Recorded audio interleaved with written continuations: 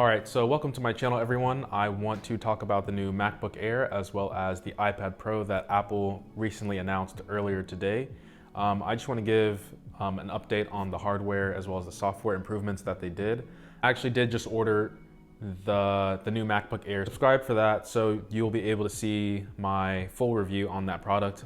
So the new MacBook Air starts at $999, and if you meet the education requirements, you can get it for $899. So first things first is that they are boasting that it has twice the performance of their last generation. And the way they get around this is through the new quad-core processor that they have inside the new MacBook Air, which is using the 10th gen Intel Core processors. But I want to let you guys know that if you want to get the quad-core processor to get the double performance of last generation, you're going to have to spend the extra $100 because the base $999 MacBook Air comes with the standard dual-core Intel processor. So just make sure that if you want the double performance, you have to consider the fact that it's actually going to start at around $1,100. But they are also saying that you're going to get 80% more improvement in terms of graphics. So if you play Apple Arcade or if you do a lot of video editing, this can be really beneficial to you on your MacBook Air. So they also have the new Magic Keyboard, which is basically just the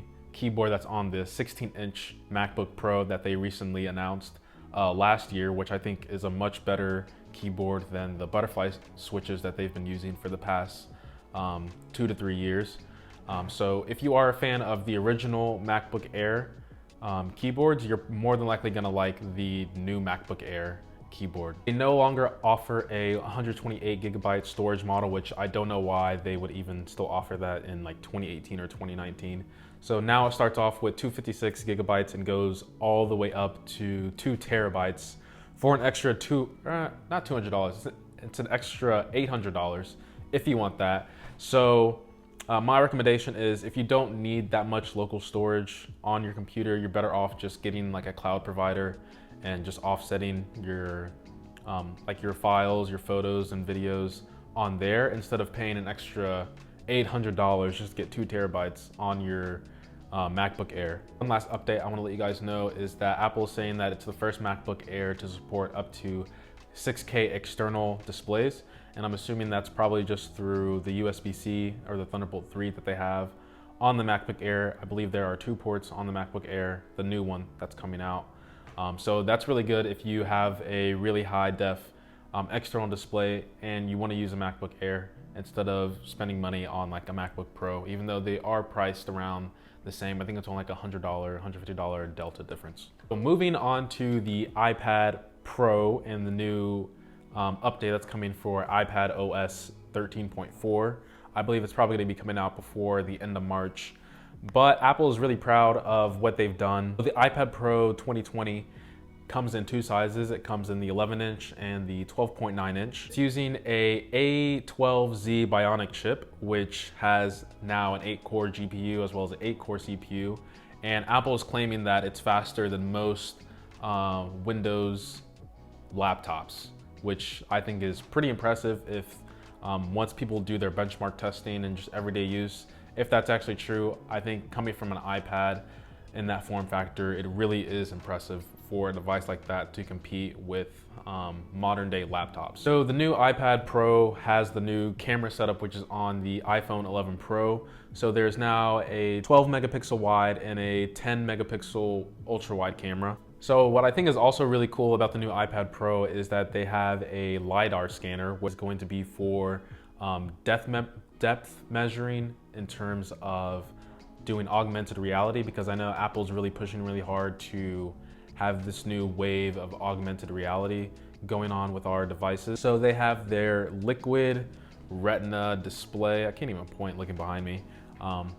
Just the marketing terms, but the display is really good. It's using the P3 wide gamut spectrum. It also has the ProMotion, which was on the last generation, so it will automatically move the refresh rate up to 120 hertz, something I really hope that Apple does with the new iPhone coming out this year. I think ProMotion would be something that customers would really love. So another thing that they announced was the Magic Keyboard, which is this right here. For the iPad Pro, it attaches through magnets, is using USB-C as the pass-through. It has a floating design, as you can see, And the keyboard is backlit. It has a trackpad, which I'll get into iPadOS as well.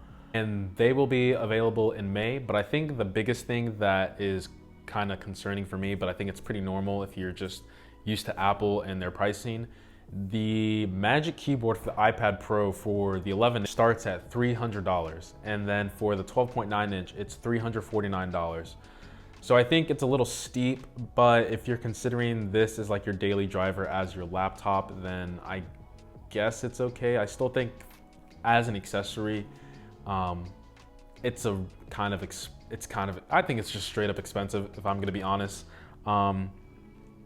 I feel like if you're going to try to market this as a laptop versus your MacBook lineup, then you should just include the MacBook, not the MacBook, you should just include the Magic Keyboard with the iPad Pro. iPadOS 13.4 comes out next Tuesday, March 24th, I believe. So the trackpad support has been built from the ground up. Like I said, I've never used the iPad Pro as like for anything because I just don't have a personal use for it.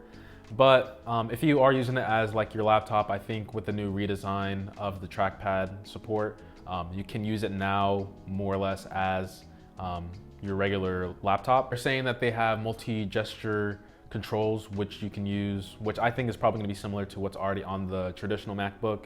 So like pinch and zoom, or if you want to switch desktops. I mean, I don't know if that's gonna be something that's gonna be in the iPad Pro. Will be impressive if it can actually do that, but there's gonna be multi-touch gestures coming with the trackpad. And from the way they're describing the whole trackpad support, it really just seems like there's just gonna be a cursor on your screen with your trackpad, and you're just gonna be able to use it as your normal laptop. Just my final thoughts on what Apple's pretty much moving forward with their new hardware. I'm really excited about both of these products. Really happy about the new MacBook Air because I'm still rocking the 2012 MacBook Pro. It's a good device, but I think it might be time to upgrade, who knows. But I think the MacBook Air is a really good laptop for the price, especially if you are going into school. And I think with the new hardware components, I mean, I think quad core might be overkill for majority of the people, but it's always good to have that power when you need it because you never know. Also 256 as the base storage is also really good. Moving on to the iPad, I'm not really sure. Like I said, it really seems like Apple's really trying to market this as a pick up and go laptop, but it has its own separate its own OS. And I think for me personally, I would just use a traditional laptop, especially because the laptop's already thin and light for me. I guess the camera is really good for the iPad. If you are doing a lot of photography or videography, it's really easy to shoot on the iPad, edit it real quick, upload it wherever you need to go. So I think if you are more of doing like 3D modeling, AR, or photography or video editing, I think the iPad is actually something you should consider. But that's gonna do it for me today. Like I said, I did order the MacBook Air, so if you want to see me do my impressions, unboxing, and review on that, subscribe, like if you like the video, share it with your friends if you think it's informative. And that's gonna be it for me today, guys. Much love, peace.